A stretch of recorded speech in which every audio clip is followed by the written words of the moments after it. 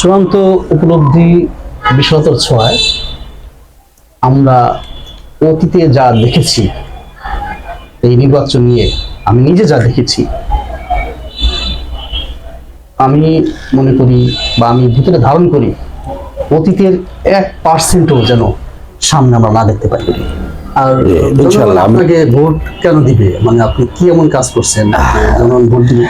আমি একটু আগে বলেছি যে আমি দীর্ঘদিন যাবৎ আমার ওয়ালাইকুম আসসালাম, আলহামদুলিল্লাহ। আপনি কেমন আছেন আসল ভাই? সব মিলিয়ে যাচ্ছে।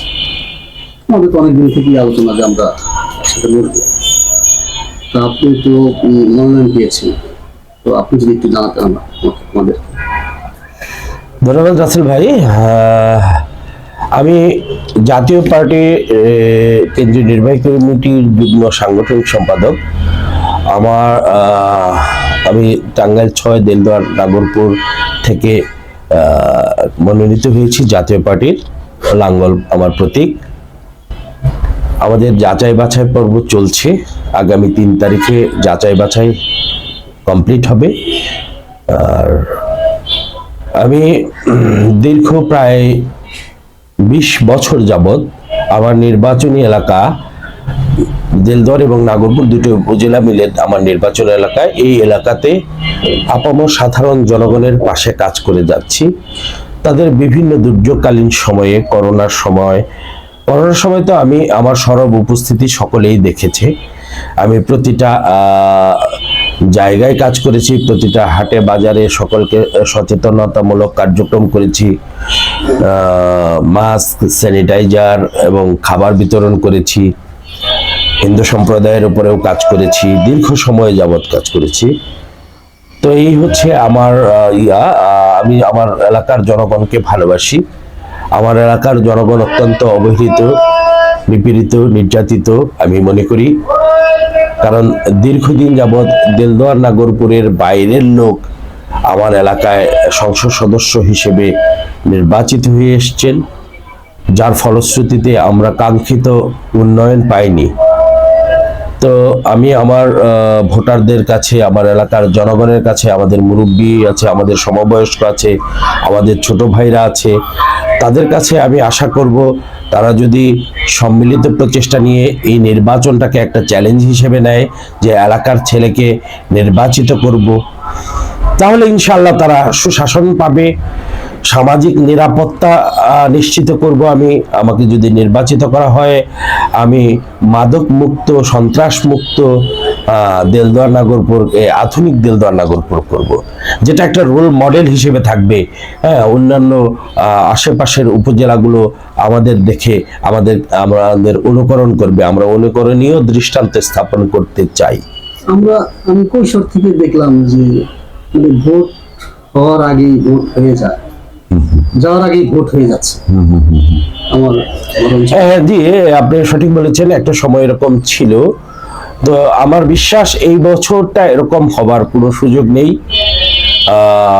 আমি আস্থা রাখতে চাই এই নির্বাচন কমিশনের উপরে, এই প্রশাসনের উপরে, বিশেষ করে শিক্ষকদের উপরে। শিক্ষকরা জাতির দর্পণ এবং শিক্ষকরাই পারে সঠিক একটা সুন্দর নির্বাচন উপহার দিতে। আচ্ছা, তাহলে ইনশাআল্লাহ এবার ভোট দিতে পারবো বলে আমরা সকলে আশা করি। সকলে পারবেন ইনশাআল্লাহ, অতীতের মতো হবে না বলে আমি বিশ্বাস করি। আর জনগণ আপনাকে ভোট কেন দিবে, মানে আপনি কি এমন কাজ করছেন জনগণ ভোট দিবে? আমি একটু আগেই বলেছি যে আমি দীর্ঘদিন যাবৎ আমার এলাকায় কাজ করছি। আমি অসুস্থ রোগীর চিকিৎসার্থে কাজ করে গিয়েছি।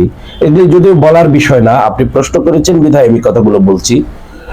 তারপরে গ্রামের অসহায় দরিদ্র মহিলাদের, তাদের যখন দুঃসময়, প্রেগনেন্সি পিরিয়ড, এই সময়ে আমরা আমাদের দলের পক্ষ থেকে, আমার ব্যক্তিগত পক্ষ থেকে, আমাদের একটা স্কিমই ছিল যে এদেরকে সহযোগিতা করা, যেন এরা পুষ্টি সমৃদ্ধ খাবার খেতে পারে।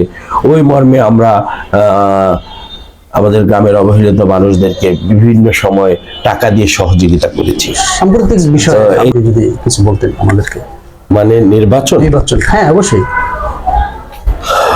আলহামদুলিল্লাহ, যে আগামী 12ই ফেব্রুয়ারি দেশে অনুষ্ঠিত হতে যাচ্ছে জাতীয় সংসদ নির্বাচন। এই নির্বাচন এই দেশের গণতন্ত্রের জন্য একটা গুরুত্বপূর্ণ ভূমিকা পালন করবে।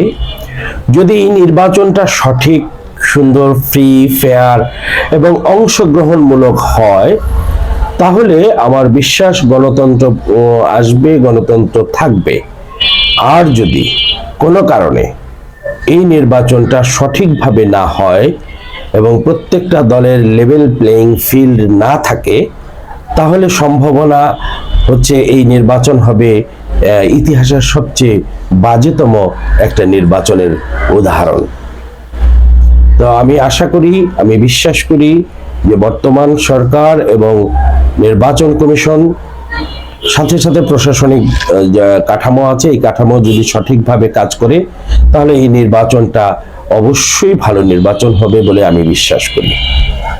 চূড়ান্ত উপলব্ধি বিশালতার ছোঁয়ায় আমরা অতীতে যা দেখেছি, এই নির্বাচন নিয়ে আমি নিজে যা দেখেছি,